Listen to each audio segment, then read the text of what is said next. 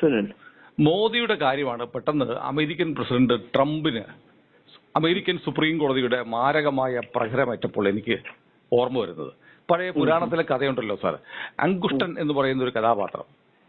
ആരാണോ അദ്ദേഹത്തെ എതിർക്കാൻ വരുന്നത് അയാളുടെ ഇരട്ടി ബലം കൂടി അങ്കുഷ്ടന് കിട്ടും എന്ന് പറയുന്ന പോലെ മോദിയോട് ഫൈറ്റ് ചെയ്യാൻ താരിഫ് വാർ തുടങ്ങി. മോദിയോട് മാത്രമല്ല, ലോകത്തെ എല്ലാ രാജ്യങ്ങളുടെ മേലും ട്രംപ് അദ്ദേഹത്തിന്റെ മേധാവിത്വം ഉറപ്പിക്കാൻ വേണ്ടിയിട്ട് ചെയ്ത പണിയാണെങ്കിൽ ഇപ്പോ അങ്ങനെ അമേരിക്കയുടെ പ്രത്യേക എമർജൻസി പവർ ഉപയോഗിച്ച് അങ്ങനെ താരിഫ് പ്രഖ്യാപിക്കാൻ ട്രംപിന് അധികാരമില്ല എന്ന് അമേരിക്കൻ സുപ്രീം കോടതി പറഞ്ഞിരിക്കുന്നു. ഇത് ട്രംപിന്റെ വീഴ്ച ആരംഭിക്കുകയാണോ? ഇതില് ഒരു വീഴ്ച എന്ന് പറയാൻ പറ്റൂല. കാരണം ഇപ്പൊ ഇന്നലെ രാത്രി ടിവിയിൽ കണ്ടത് അദ്ദേഹത്തിന്റെ ഒരു പത്രസമ്മേളനം ടെലികാസ്റ്റ് ചെയ്തിരുന്നു പല ചാനലുകളും. അതിൽ അദ്ദേഹം പറഞ്ഞ് this is a disgrace, this is an insult to America, I will retaliate എന്ന് പറഞ്ഞു. അതെ അതെ അതെ. അതിൽ ഏറ്റവും അങ്ങനെ ദേഷ്യം വരാൻ കാരണം ഇത് താരിഫ് റദ്ദാക്കിയ 6 ജഡ്ജിമാരില്ലേ, അതില് 3 പേര് അദ്ദേഹം അപ്പോയിന്റ് ചെയ്ത ജഡ്ജിമാരാണ്. അതാണ് അദ്ദേഹത്തിന്റെ ഏറ്റവും കൂടുതൽ ദേഷ്യം വന്നത്. അപ്പൊ അദ്ദേഹം ഇപ്പൊ പറയുന്നത് എന്താണെന്ന് വെച്ചാല് എമർജൻസി നിയമം അനുസരിച്ച്, ഗ്ലോബൽ എമർജൻസി നിയമം അനുസരിച്ച് അദ്ദേഹത്തിന്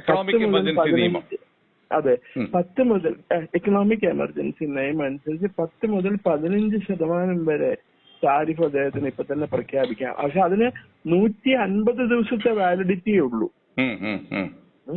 അതല്ലെങ്കിൽ ഈ നിയമം US കോൺഗ്രസിൽ അവതരിപ്പിച്ച് നിയമമാക്കണം. അതിനിപ്പോ US കോൺഗ്രസില് പ്രസിഡന്റ് ട്രംപിന് ഭൂരിപക്ഷം ഉണ്ടോ എന്നുള്ളത് എനിക്ക് അറിയില്ല, വ്യക്തമായിട്ട് അറിയില്ല. അത് കൂടാതെ ഇപ്പൊ ഒരു ഇടക്കാല തെരഞ്ഞെടുപ്പ് വരുന്നുണ്ട് അമേരിക്കൻ കോൺഗ്രസിലേക്ക്. നമ്മുടെ വിവേക് രാമസ്വാമിക്ക് മത്സരിക്കുന്നില്ലേ, ഗവർണറായിട്ട് മത്സരിക്കുന്നത്, ആ തെരഞ്ഞെടുപ്പ് വരികയാണ്. പക്ഷേ പ്രസിഡന്റ് ട്രംപിന് ഇത് ഈ നമ്മളുടെ 18% താരിഫ് നമുക്കെതിരെ ചുമത്തിയതും അതുപോലെ 2 ലോകരാഷ്ട്രങ്ങൾക്കെതിരെ ചുമത്തിയതും അത് റദ്ദാക്കിയ നടപടികൾക്കെതിരെ വീണ്ടും ഒരു ഓപ്ഷൻ ഉണ്ട് എന്നാണ് അവരുടെ ബ്രെറ്റ് കാവനോ എന്ന് പറഞ്ഞ ഒരു ജഡ്ജി എന്നുള്ളൊരു സ്റ്റേറ്റ്മെന്റിൽ പറഞ്ഞത്.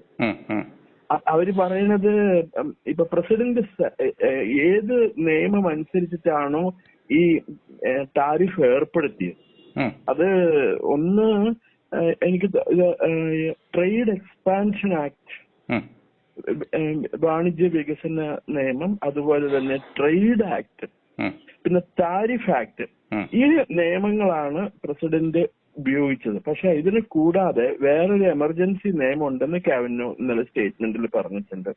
അത് ഉപയോഗിച്ചിട്ടുണ്ടെങ്കിൽ അദ്ദേഹത്തിന് ഈ പറഞ്ഞ പോലെ 18% 50% നികുതി ചുമത്താമെന്നും പറയുന്നു. പക്ഷെ ഇന്ത്യയായിട്ടൊരു ബൈലാറ്ററൽ എഗ്രിമെന്റിന്റെ പക്കത്ത് നിൽക്കുകയാണ് നമ്മള്. അപ്പോ അതെ, ആ അഗ്രിമെന്റിന് കുഴപ്പമൊന്നുമില്ല, ആ അഗ്രിമെന്റ് തുടരും. അപ്പൊ നമ്മൾ അതിൽ 18% നമ്മൾ എഗ്രി ചെയ്തിരിക്കുകയാണല്ലോ. പക്ഷേ ഈ ഇങ്ങനെ താരിഫ് ഏർപ്പെടുത്താൻ ട്രംപിന് അധികാരമില്ലെങ്കിൽ പിന്നെ നമ്മളത് സമ്മതിച്ചു കൊടുക്കേണ്ട കാര്യമുണ്ടോ? അല്ല, ഈ US സുപ്രീം കോടതി വിധി പ്രകാരം ഈ അധിക താരിഫ് മൊത്തം റദ്ദാക്കിയിരിക്കുക. അതെ, അപ്പൊ പിന്നെ 18% താരിഫ് വെച്ചുള്ള എഗ്രിമെന്റിന് നമ്മൾ നിന്നു കൊടുക്കേണ്ട കാര്യമുണ്ടോ എന്നൊരു സംശയമുണ്ടല്ലോ. അതിനനുസരിച്ചിട്ട് ആ അഗ്രിമെന്റിൽ മാറ്റം ഉണ്ടാവും. അതിനനുസരിച്ചിട്ട് അഗ്രിമെന്റിൽ മാറ്റം ഉണ്ടാവും. ഇപ്പൊ ഇന്നലെ രാത്രി ജെഫറി സാക്സ് എന്ന് പറഞ്ഞ ഒരു വലിയ എക്കണോമിസ്റ്റ് ഉണ്ട്, അമേരിക്കൻ എക്കണോമിസ്റ്റ് ഉണ്ട്. അദ്ദേഹം ട്രംപിന് വളരെ എതിരാണ്, ട്രംപിനെ കിറുക്കെന്നൊക്കെയാണ് അദ്ദേഹം വിളിക്കുന്നത്.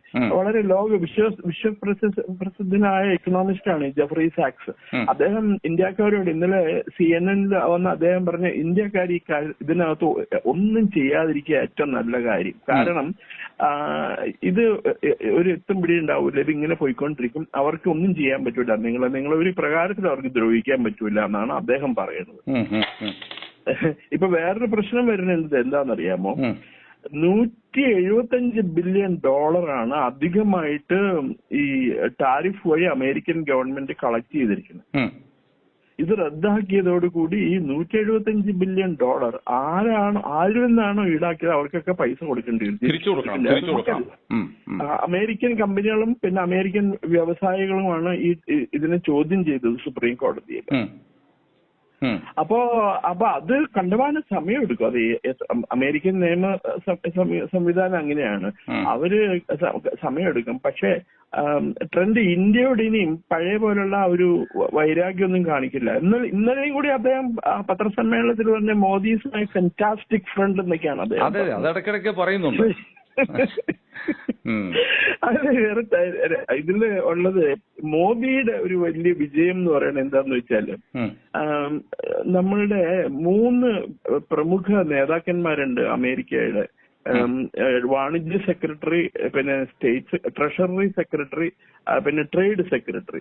ഇവര് 3 പേരും ഞാൻ പേര് ഓർക്കണില്ല. അവര് ഇന്ത്യക്കെതിരെ കണ്ടുമാനം ഒരു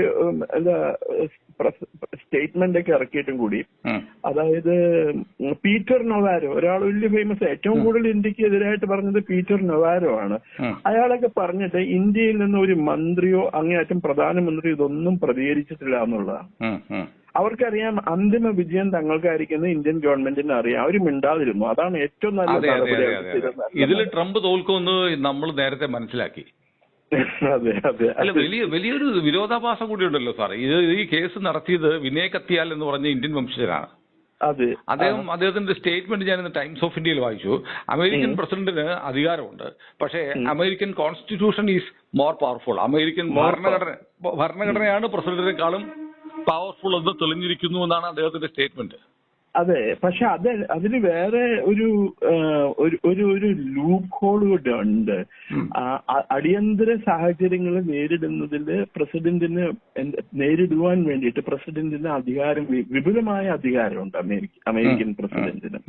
അത് ഏത് വകുപ്പാണോ എന്നുള്ളത് എനിക്കറിയില്ല, പക്ഷെ അങ്ങനെ ഒരു വകുപ്പുണ്ട്. അവരതെടുത്ത് പ്രയോഗിക്കും. അതിനു വേണ്ടിയിട്ടാണ് അദ്ദേഹം ഒരു ബ്രേക്ക് ഇട്ടിരിക്കുന്നത്. പക്ഷെ ഇനി അത് ഇന്ത്യയിൽ ഉപദ്രവിക്കുന്നു തോന്നുന്നില്ല.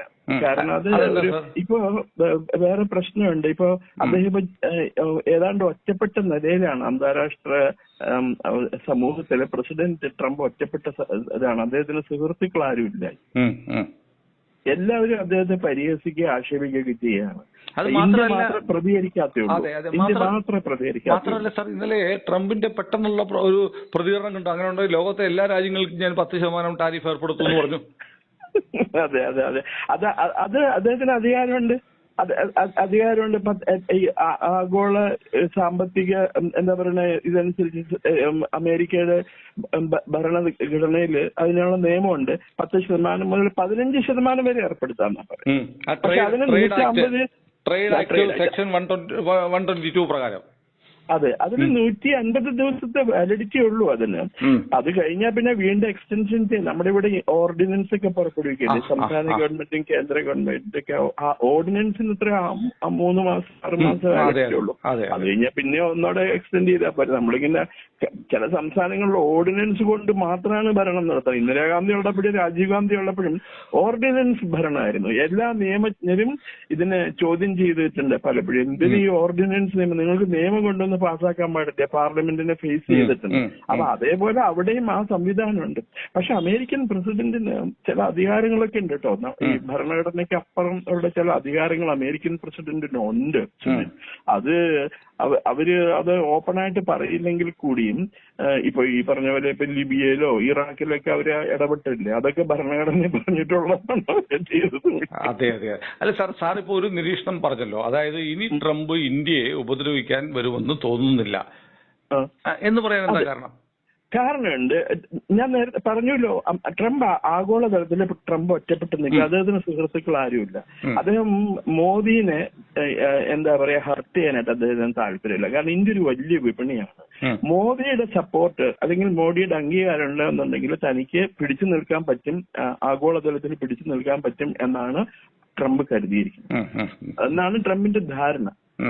അല്ല, ഇനി ട്രംപിന്റെ അടുത്ത സ്റ്റെപ്പ് എന്തായിരിക്കും? സുപ്രീം കോടതിയുടെ വിധി ഇങ്ങനെ വന്ന സ്ഥിതിക്ക് മാത്രമല്ല, ഇപ്പോ ഈ 6 വേഴ്സസ് 3 9 അംഗ ബെഞ്ചിൽ 6 പേര് അനുകൂലിച്ചും 6 പേര് എതിർത്തും 3 പേര് അനുകൂലിച്ചുമാണല്ലോ ഇന്നലെ ജഡ്ജ്മെന്റ് പറഞ്ഞത്. അപ്പൊ സാറ് പറഞ്ഞതുപോലെ ഇതിലെ പല ജഡ്ജിമാരെയും ട്രംപ് നിയമിച്ചതാണ്, ട്രംപ് നിയമിച്ചവരാണ്. മാത്രമല്ല അവർ ഈ കഴിഞ്ഞ കാലങ്ങളിൽ ട്രംപിന് അനുകൂലമായി വിധി പറഞ്ഞവരുമാണ്. അവർക്ക് പെട്ടെന്നൊരു മാറ്റം ഉണ്ടായത് ട്രംപിനെ ഞെട്ടിച്ചിട്ടുണ്ടാവും. അത് ഈ അമേരിക്കൻ കൺസർവേറ്റീവ് പാർട്ടിയിലുള്ള ചില ആൾക്കാർ തന്നെ ഈ ട്രംപിന്റെ ചില നയങ്ങളോട് എതിരായിട്ടുള്ളവരുണ്ട്. അവരായിരിക്കണം ഈ 3 പേര് അവരോട് കൂടിച്ചേർന്ന് ഈ നിയമം റദ്ദാക്കാനായിട്ടുള്ള വിധി പ്രഖ്യാപിച്ചത്. ഇവിടെ ഒരു പ്രധാനപ്പെട്ട സംശയമുണ്ട്. ഈ അമേരിക്കയിലെ ജഡ്ജിമാർ രാഷ്ട്രീയ പാർട്ടികളുടെ പ്രതിനിധികളാണോ? അതെ, രാഷ്ട്രീയ പാർട്ടി അമേരിക്കൻ പ്രസിഡന്റിന് ഇഷ്ടമുള്ള ആൾക്കാരെ അപ്പോയിന്റ് ചെയ്യാം ജഡ്ജായിട്ട്. ജഡ്ജിന്റെ അപ്പോയിന്റ് തന്നെ ചാവണ വരെ. ഇവിടെ കോൺഗ്രസ് പ്രസിഡന്റ് മറ്റേ ഗാന്ധി കുടുംബത്തിൽ ആരെങ്കിലും പ്രസിഡന്റ് ആയി കഴിഞ്ഞാൽ പിന്നെ അവര് ചാവണ വരെ, ശവം അടക്കണവരെ അവരായിരിക്കുമല്ലോ പ്രസിഡന്റ്. പിന്നെ അത് കഴിഞ്ഞാൽ അവരുടെ മകൻ അങ്ങനെയുള്ള പരിപാടി അവിടെയില്ല. പക്ഷെ പ്രസിഡന്റിന് ഇഷ്ടമുള്ളവരെ, പ്രസിഡന്റ് ഹാൻഡ് പിക്ക് ചെയ്യുന്നവരെയാണ് അമേരിക്കൻ സുപ്രീം കോടതിയിൽ ജഡ്ജസ് ആയിട്ട് നിയമിക്കുന്നത്. അവരുടെ അപ്പോയിന്റ്മെന്റ് ആജീവനാന്ത നിയമനാണ്. അവർക്ക് രാഷ്ട്രീയം ഉണ്ടെന്നൊന്നും വെച്ചൊരു കുഴപ്പമില്ല. അതെ അതെ, അതൊരു വല്ലാത്ത വിചിത്രമായ ഒരു ജനാധിപത്യമാണ്.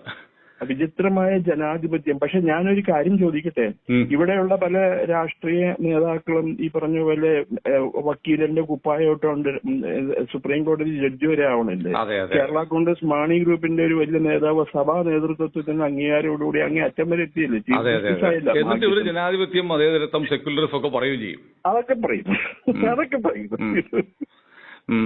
ഇത് ഞാനിപ്പോ ഇന്ന് നമ്മളുടെ ബീറ്റ ഗ്രൂപ്പിന്റെ ചെയർമാൻ ഉണ്ട് രാജ്മോഹൻ പിള്ള. അദ്ദേഹത്തിന്റെ അടുത്ത് ഞാൻ ചോദിച്ചു. അപ്പൊ അദ്ദേഹം പറഞ്ഞു ഇത് റദ്ദാക്കിയത്, വെട്ടിക്കുറച്ചത് ഇന്ത്യൻ കാർഷിക വിപണിനെയും അതുപോലെ വ്യവസായ മേഖലയൊക്കെ വളരെയധികം പ്രയോജനം ചെയ്യും. ഇപ്പൊ കശുവണ്ടി, നാളികേരം ഇങ്ങനെയൊക്കെ ഉള്ളതൊക്കെ, അതുപോലെ സമുദ്രോൽപ്പന്നങ്ങള്, ഡയമണ്ട്സ്, ജുവലറി, ഇവയുടെ എല്ലാം കയറ്റുമതി സാധാരണഗതിയിലാവും. നമുക്കൊരു കോമ്പറ്റീറ്റീവ്നെസ് കിട്ടും എന്നാണ് പറഞ്ഞത്. പക്ഷെ അത് ട്രംപിന്റെ അടുത്ത നടപടി എന്തായിരിക്കും എന്നുള്ളതിനെ ആശ്രയിച്ചിട്ടിരിക്കും. അതിപ്പോ ഇന്നിപ്പോ ശനിയാഴ്ച, ഇന്നലെ അവിടെ വെള്ളിയാഴ്ച രാത്രി ആവണുള്ളൂ. പ്രസിഡന്റ് ട്രംപ് ഇന്നലെ ഉച്ചയ്ക്ക് വിമാനം കയറിയിട്ടുണ്ട് അദ്ദേഹത്തിന്റെ വീക്കെൻഡ് ഹോമിലേക്ക് പോകാൻ. ഇനിയിപ്പോ തിങ്കളാഴ്ച ഉച്ചയാകുമ്പോഴേ തെരഞ്ഞെടുപ്പ് വരുള്ളൂ, അത് തിരിച്ചു വരുള്ളൂ. അമേരിക്കക്കാരെങ്ങനെയാണല്ലോ, വെള്ളിയാഴ്ച ഉച്ചയായി കഴിഞ്ഞാൽ ജോലിക്ക് പോയില്ല, ഒക്കെ വീട്ടിൽ പോകും എൻജോയ് ചെയ്യാൻ. അപ്പൊ ഇനി ചിലപ്പോ അദ്ദേഹത്തിന്റെ മറ്റേ സ്വകാര്യ വസതിയിലെ പൂൾ സൈഡിൽ ഇരുന്ന്, തടാകത്തിന്റെ സൈഡിലിരുന്ന് 2 അടിച്ചിട്ട് ഒരു പത്രസമ്മേളനം ഉണ്ടാകാൻ സാധ്യതയുണ്ട്. പത്രസമ്മേളനം ഇല്ല അവിടെ, പത്രക്കാർക്കൊന്നും ആ വീട്ടിലോട്ട് അലൗഡ് അല്ല. ഒരുപക്ഷെ അദ്ദേഹം ട്വീറ്റ് ചെയ്യല്ല, ട്രൂത്ത് എന്ന് പറഞ്ഞ അദ്ദേഹത്തിന്റെ ഒരു സോഷ്യൽ മീഡിയ, അതെ, അതിനകത്ത് എന്തെങ്കിലുമൊക്കെ എഴുതാൻ സാധ്യതയുണ്ട് കേട്ടോ അദ്ദേഹത്തിന്. ഞാൻ പക്ഷെ ഒരു കാര്യം പറയാം, എന്താ പറയണ, പ്രസിഡന്റ് ട്രംപ് 50%, 60%, ഈ പറഞ്ഞ 100% താരിഫ് കൊണ്ടുവന്നിട്ടുണ്ടെങ്കിൽ കൂടി ഞാൻ അദ്ദേഹത്തിനെ സപ്പോർട്ട് ചെയ്യാനുള്ളൂ. അദ്ദേഹം എപ്പോഴും പറയുന്നത്, ഇന്നലെ അദ്ദേഹം പറഞ്ഞു, my mission is MAGA, make America great again. അതിനുവേണ്ടി ഞാൻ ഏതറ്റം വരെ പോകുന്ന പറഞ്ഞിരിക്കുന്നത്. ഇവിടെയാണെങ്കിലല്ലേ ആൾക്കാർക്ക് ബുദ്ധിമുട്ടുള്ളൂ, ഒന്നുമില്ലല്ലോ. ഏതായാലും രാഹുൽ ഗാന്ധിക്ക് നിരാശ ഉണ്ടാക്കുന്ന വാർത്തയാണ്.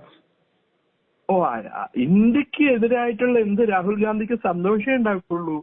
അല്ല, ഇതിപ്പോ ഇന്ത്യക്ക് ഗുണമുണ്ടാകുന്ന കാര്യമാണ്. അപ്പൊ അദ്ദേഹത്തിന് നിരാശയായിരിക്കും, തീർച്ചയായിട്ടും നിരാശയുണ്ടാവുള്ളൂ.